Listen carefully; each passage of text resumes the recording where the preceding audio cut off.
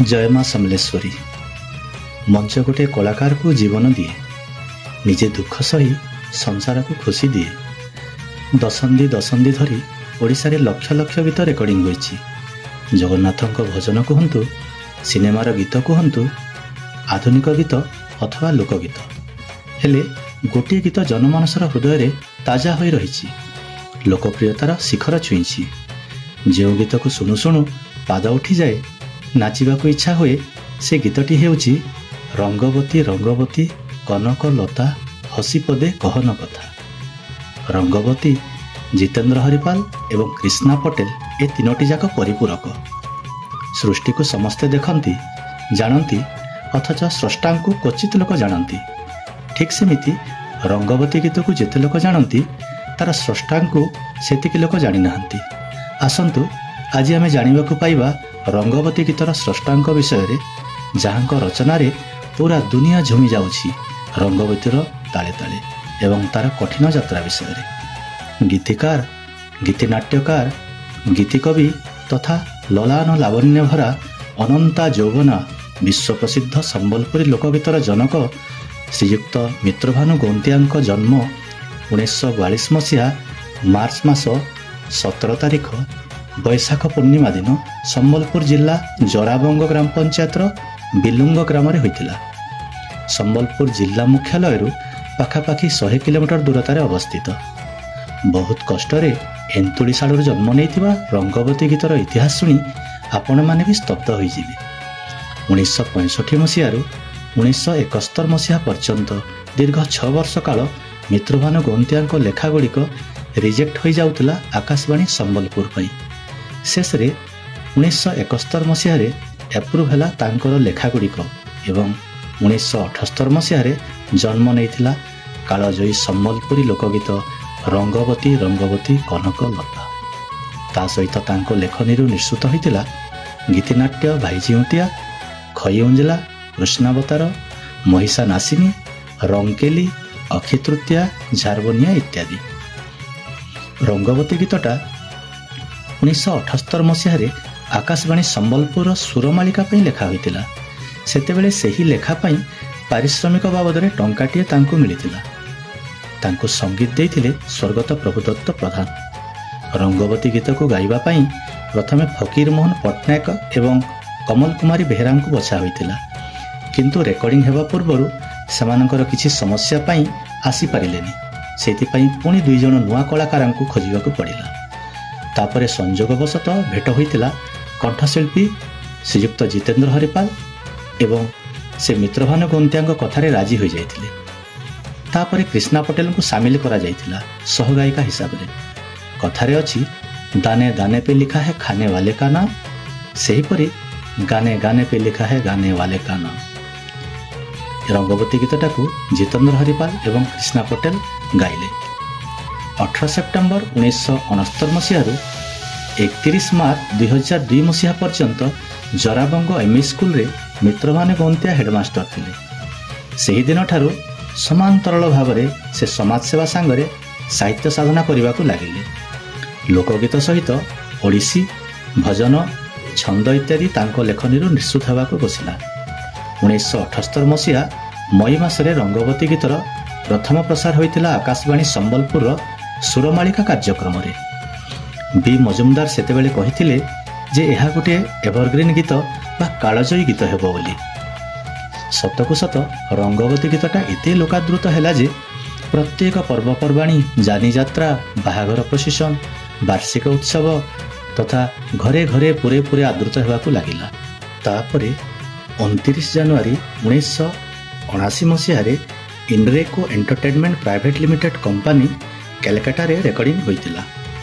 यह एक भारतर ऐतिहासिक एवं प्रभावशाली संगीत कंपनी, जहाँ प्रसिद्ध कलाकार मानक सह काम करिबा एवं परिवर्तित संगीत दृश्यपट सहित खाप खुआइबार एक ऐतिह्य अछि। रंगवती गीतर ताल, लय, सुर, संगीत और भाव एमिति जादू थिला जी थरे शुणुला ताको बारंबार शुणा इच्छा हेउतला। कहिबाकू गले ताको निशा ही जाउतला। पश्चिम ओडिशार सेही लोकगीतटी आस्ते आस्ते पूर्व ओडिशारे आदृत हेबारे लागिला। परे परे छत्तीसगढ़, बिहार, आंध्र प्रदेश, ତେଲେଙ୍ଗାନା, ଆସାମ, ବଙ୍ଗାଲ ତଥା ଆହୁରି ଅନେକ ରାଜ୍ୟରେ ଲୋକଙ୍କର ମନ ଜିଣିବାରେ ଲାଗିଲା। ଦିନ ଥିଲା ସମ୍ବଲପୁରୀ ଲୋକଗୀତକୁ ଲୋକେ ଅଶ୍ଳୀଳ ବୋଲି ବିବେଚନା କରୁଥିଲେ, କିନ୍ତୁ ରଙ୍ଗବତୀ ଗୀତଟା ଲୋକଙ୍କର ଦିଶା ଏବଂ ଦଶା ବଦଳାଇ ଦେଇଥିଲା। ଥରେ ଆମର ପୂର୍ବତନ ମୁଖ୍ୟମନ୍ତ୍ରୀ ଶ୍ରୀଯୁକ୍ତ ଗିରିଧର ଗମାଙ୍ଗୁ ଶ୍ରୀକାକୁଳମରେ ଗୋଟିଏ ପ୍ରୋଗ୍ରାମକୁ ଜିତେନ୍ଦ୍ର ହରିପାଲ ଏବଂ କ୍ରିଷ୍ଣା ପଟେଲକୁ ସାଙ୍ଗରେ ନେଇ ଯାଇଥିଲେ। ସେଠାରେ ସେହି ଗୋଟିଏ ପ୍ରୋଗ୍ରାମରେ ସେ ରଙ୍ଗବତୀ ଗୀତଟିକୁ 6 ଥର ଗାଇବାକୁ କୁହାଯାଇଥିଲା। ଏଥିରୁ ଅନୁମେୟ ଯେ ଲୋକେ ରଙ୍ଗବତୀ ଗୀତ ପାଇଁ କେତେ ପାଗଳ ହେଉଥିଲେ। 2007 ମସିହାରେ ନୂଆଦିଲ୍ଲୀର ଗଣତନ୍ତ୍ର ଦିବସ ପାଳନ ସମୟରେ ଓଡ଼ିଶାର ସାରଣୀରେ ରଙ୍ଗବତୀ ଗୀତ ବାଜିଥିଲା। କଟକ ବାରବାଟୀ ଷ୍ଟାଡିୟମରେ ଏକ ଅନ୍ତର୍ଜାତୀୟ କ୍ରିକେଟ ମ୍ୟାଚ୍ର ବିଜୟ ଉତ୍ସବରେ ବଲିଉଡ୍ ଫିଲ୍ମର famous playback singer Arijit Singh ଗାଇଥିଲେ। ବଲିଉଡର ପ୍ରଖ୍ୟାତ କଣ୍ଠଶିଳ୍ପୀ ଏବଂ ସଙ୍ଗୀତ ନିର୍ଦ୍ଦେଶକ ପଦ୍ମଶ୍ରୀ ଶଙ୍କର ମହାଦେବନ 22ତମ ଆଥଲେଟିକ୍ ମିଟ୍ 2017ରେ ଓଡ଼ିଶାରେ ଗାଇଥିଲେ। କିଏ ଜାଣିଥିଲା ଯେ ଏହି ରଙ୍ଗବତୀ ଗୀତଟି ଦିନେ ସୀମା ସରହଦ ପାର ହୋଇ ବିଶ୍ୱ ଦରବାରରେ ପହଞ୍ଚିଯିବ। ଦକ୍ଷିଣ କୋରିଆର ଡାଏଗୁରେ ଅନୁଷ୍ଠିତ 7ତମ ବିଶ୍ୱ ଜଳମଞ୍ଚରେ ରଙ୍ଗବତୀ ଗୀତର ତାଳେ ତାଳେ କୋରିଆନ୍ ଡ୍ୟାନ୍ସର ନାଚି ଉଠିଥିଲେ। ନାଇଜେରିଆର ଗାୟକ ସାମୁଏଲ ସିଂ ମଧ୍ୟ ଗୋଟିଏ ଷ୍ଟୁଡିଓରେ ଗାଇଥିଲେ ରଙ୍ଗବତୀ ଗୀତଟା। ଦୁବାଇର ନୂଆଖାଇ ଭେଟଘାଟ 2017ରେ ରଙ୍ଗବତୀ ଗୀତରେ ନାଚି ଉଠିଥିଲା। ନୀଳମାଧବ ପଣ୍ଡାଙ୍କ ନିର୍ଦ୍ଦେଶିତ ବଲିଉଡ୍ ମୁଭି କୋନ୍ କିତନେ ପାନି ମେରେ ପ୍ରଦର୍ଶିତ ହୋଇଥିଲା ରଙ୍ଗବତୀ ନୃତ୍ୟ। ଜାପାନର ସାକାଇରେ ଇଣ୍ଡିଆ ଫେଷ୍ଟିଭାଲ ସମୟରେ ରଙ୍ଗବତୀ ନୃତ୍ୟ ପରିବେଷଣ କରାଯାଇଥିଲା। ଏମିତିକି BBC ଲଣ୍ଡନ ବା ବ୍ରିଟିଶ ବ୍ରଡକାଷ୍ଟିଂ କର୍ପୋରେସନ ଲଣ୍ଡନରେ ମଧ୍ୟ ପ୍ରସାରିତ ହୋଇଥିଲା। ରଷିଆରେ ମଧ୍ୟ ରଙ୍ଗବତୀ ଗୀତଟା ବାଜିଥିଲା ତଥା ଭଏସ୍ ଅଫ୍ ଆମେରିକାରେ ମଧ୍ୟ ରଙ୍ଗବତୀ ଗୀତଟା ହଲଚଲ ମଚାଇ ଦେଇଥିଲା। ଏତିକିରେ କଥାଟା ସରିନି। ରାମ ସମର୍ଥଙ୍କ ଦ୍ୱାରା ପୁନଃ ନିର୍ମିତ, ଯେଉଁଥିରେ ସୋନା ମହାପାତ୍ର ଏବଂ ଋତୁରାଜ ମହାନ୍ତିଙ୍କୁ ନେଇ ନିର୍ମିତ MTV ଇଣ୍ଡିଆର କୁକ୍ ଷ୍ଟୁଡିଓରେ ସିଜନ୍ 4 ପାଇଁ ରଙ୍ଗବତୀର ରିମିକ୍ସ ରେକର୍ଡିଂ ହୋଇ ବିବାଦୀୟ ହୋଇଯାଇଥିଲା। କଥାଟା କୋର୍ଟ ପର୍ଯ୍ୟନ୍ତ ଯାଇଥିଲା। ଲୋକକଳା ଏବଂ ସଂସ୍କୃତି ଉପରେ ଆଘାତ ଲାଗିଥିଲା। ରଙ୍ଗବତୀର ବିକୃତ ରୂପ କରି ରଙ୍ଗବତୀ ଗୀତର ମର୍ଯ୍ୟାଦାକୁ କ୍ଷୁଣ୍ଣ କରିଦେଇଥିଲେ। ପ୍ରକାରାନ୍ତରେ ରଙ୍ଗବତୀ ଗୀତଟା କଣ୍ଟ୍ରୋଭର୍ସି ହେଲା ବୋଲି ୟୁଟ୍ୟୁବରେ 8 କୋଟି ଶ୍ରୋତା ବନ୍ଧୁଙ୍କ ପାଖରେ ପହଞ୍ଚି ଯାଇଥିଲା। ଦେଶ ବିଦେଶରେ ଏତେ ସବୁ ଲୋକପ୍ରିୟତା ହାସଲ କଲା ପରେ ଆମ ରାଜ୍ୟ ସରକାର 2013 ମସିହାରୁ ରଙ୍ଗବତୀ ମହୋତ୍ସବ ଆରମ୍ଭ କରିଦେଇଥିଲେ। ଓଡ଼ିଶାର ବ୍ରଜରାଜନଗରରେ ବିଶ୍ୱ ନାଟ୍ୟ ଦିବସରେ ରଙ୍ଗବତୀ ସାହିତ୍ୟ ଏକାଡେମୀ ସ୍ଥାପନ କରାହେଲା। ରଙ୍ଗବତୀ ଗୀତକୁ ନେଇ ଆହୁରି ଅନେକ ରୋମାଞ୍ଚକର କଥାଗୁଡ଼ିକ ଅଛି, ଯାହା ଆଗକୁ ବର୍ଣ୍ଣନା କରାଯାଇଛି। କୌଣସି ଗୀତ ପାଇଁ ରୌପ୍ୟ ଜୟନ୍ତୀ ବା ସିଲଭର ଜୁବଲି ପାଳନ କରାହେବା କଥା ମୁଁ ଶୁଣିନଥିଲି, କିନ୍ତୁ ଯେଉଁ ମାଟିର ରଙ୍ଗବତୀର ଜନ୍ମ ହୋଇଥିଲା ସେହି ବିଲୁଙ୍ଗର ଗ୍ରାମବାସୀମାନେ 2004 ମସିହାରେ ରଙ୍ଗବତୀ ମହୋତ୍ସବ କରି ସିଲଭର ଜୁବଲି ପାଳନ କରିଥିଲେ ଏବଂ 2006 ମସିହା ପର୍ଯ୍ୟନ୍ତ ତାହା ଚାଲିଥିଲା। 2004 ମସିହାରେ ବିଲୁଙ୍ଗ ଗ୍ରାମବାସୀ ଚିନ୍ତା କଲେ ଯେ ତାଙ୍କ ଗ୍ରାମକୁ ରଙ୍ଗବତୀ ବିଲୁଙ୍ଗ ରଖାଯିବ ବୋଲି ଏବଂ ରାଜ୍ୟ ସରକାରଙ୍କୁ ପ୍ରସ୍ତାବ ଦେଇଥିଲେ। ଶେଷରେ 2020 ମସିହାରେ ପ୍ରସ୍ତାବ ଗୃହୀତ ହେଲା। ରାଜ୍ୟ ସରକାର ଏବଂ କେନ୍ଦ୍ର ସରକାରଙ୍କ ମିଳିତ ଆନୁକୂଲ୍ୟରେ ସେହି ଗ୍ରାମର ନାମ ରଖାଗଲା ରଙ୍ଗବତୀ ବିଲୁଙ୍ଗ। ରଙ୍ଗବତୀ ଗୀତକୁ ନେଇ ଗୋଟେ ଅଜବ ଘଟଣା ସାମ୍ନାକୁ ଆସିଥିଲା। ଥରେ ଗୋଟିଏ ରେଳ ଷ୍ଟେସନରେ ଶ୍ରୋତାବନ୍ଧୁମାନେ ଭିଡ଼ ଭିତରେ ଜିତେନ୍ଦ୍ର ହରିପାଲଙ୍କୁ ଚିହ୍ନି ପକାଇଥିଲେ।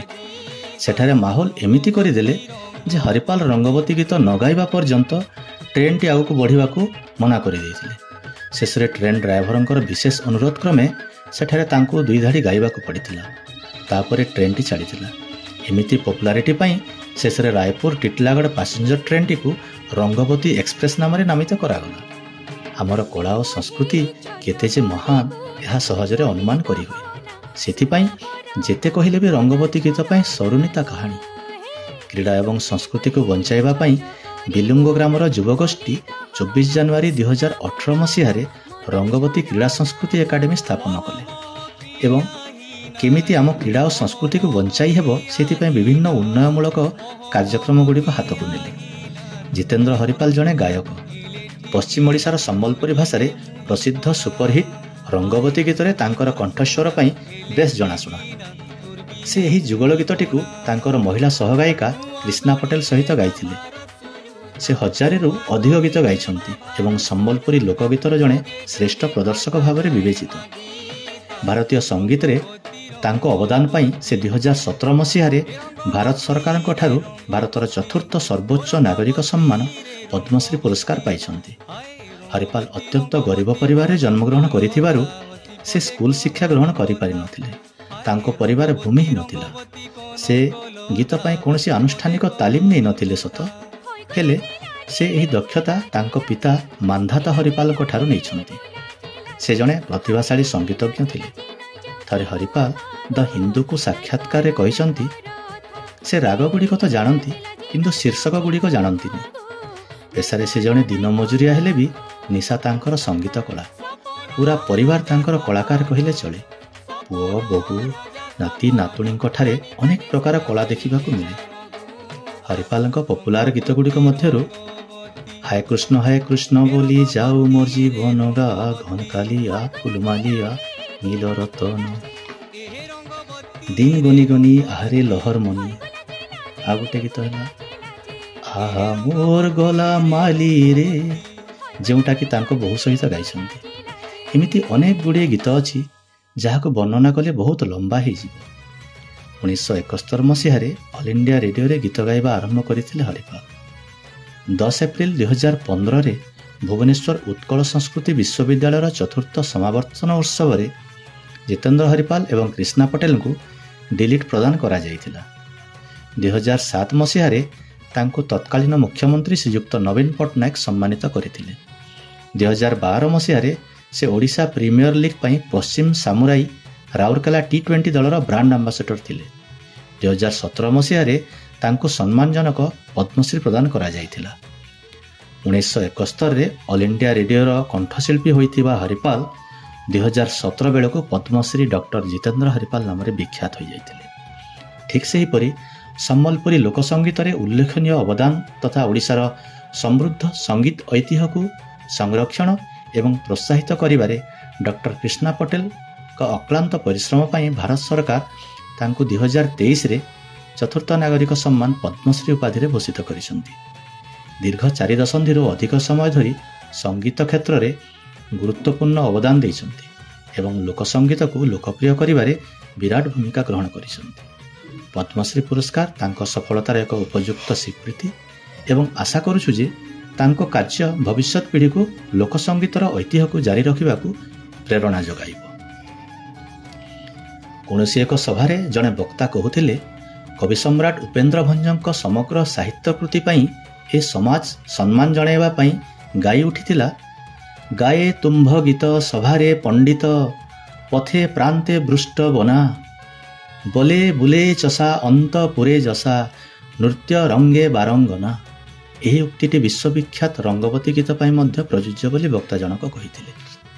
ସବୁଠାରୁ ଗର୍ବ ଏବଂ ଗୌରବର ବିଷୟ ଏହିକି ଯେ ପ୍ରଥମ ଭାରତୀୟ ଲୋକଗୀତର 2 କଣ୍ଠଶିଳ୍ପୀ ତଥା ଗୀତିକାର ମିତ୍ରଭାନୁ ଗୌନ୍ତିଆଙ୍କୁ ଯଥାକ୍ରମେ 2017, 2020 ଏବଂ 2023ରେ ଭାରତର ସମ୍ମାନଜନକ ପଦ୍ମଶ୍ରୀ ଉପାଧି ମିଳିଥିଲା।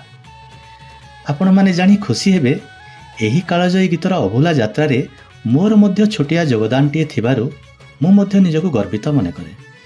ବିକେ ଆର୍ଟ କଲେଜ ଭୁବନେଶ୍ୱରରେ କଳା ଶିକ୍ଷା ଗ୍ରହଣ କଲା ସମୟରେ ଭାରତ ସରକାରଙ୍କ କଳା ଏବଂ ସଂସ୍କୃତି ବିଭାଗ ଦ୍ୱାରା ଆୟୋଜିତ ନ୍ୟାସନାଲ ଇଣ୍ଟିଗ୍ରେସନ କ୍ୟାମ୍ପ ମେଘାଳୟର ଶିଲଂରେ 1995 ମସିହାରେ ଅନୁଷ୍ଠିତ ହୋଇଥିଲା। ସେଠାରେ ମୁଁ ମୋର ସହପାଠୀ ସଙ୍ଗୀତ ମହାପାତ୍ର ସାଙ୍ଗରେ ମେଘାଳୟର ରାଜ୍ୟପାଳ ମହାମହିମ ଶ୍ରୀଯୁକ୍ତ ମଧୁକର ଦିଘେଙ୍କ ଉପସ୍ଥିତିରେ ରଙ୍ଗବତୀ ଗୀତରେ ନୃତ୍ୟ ପରିବେଷଣ କରିଥିଲୁ। ସମ୍ବଲପୁରୀ ଲୋକଗୀତ ହେଉଛି ଓଡ଼ିଶାର ସାଂସ୍କୃତିକ ଐତିହ୍ୟର ଏକ ଗନ୍ତାଘର, ଯାହା ଅଞ୍ଚଳର ଇତିହାସ, ପରମ୍ପରା ଏବଂ ମୂଲ୍ୟବୋଧକୁ ପ୍ରତିଫଳିତ କରେ।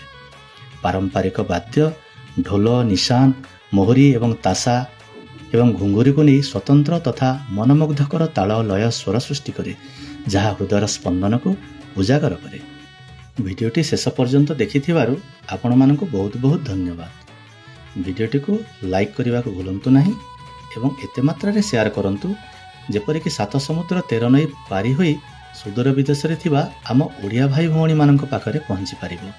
ଶେଷରେ ସବସ୍କ୍ରାଇବ୍ ବଟନଟିକୁ ଦବାଇବାକୁ ଭୁଲନ୍ତୁ ନାହିଁ। ଜୟ ଜଗନ୍ନାଥ, ଜୟ ମା ସମଲେଶ୍ୱରୀ, ଜୟ ରଙ୍ଗବତୀ।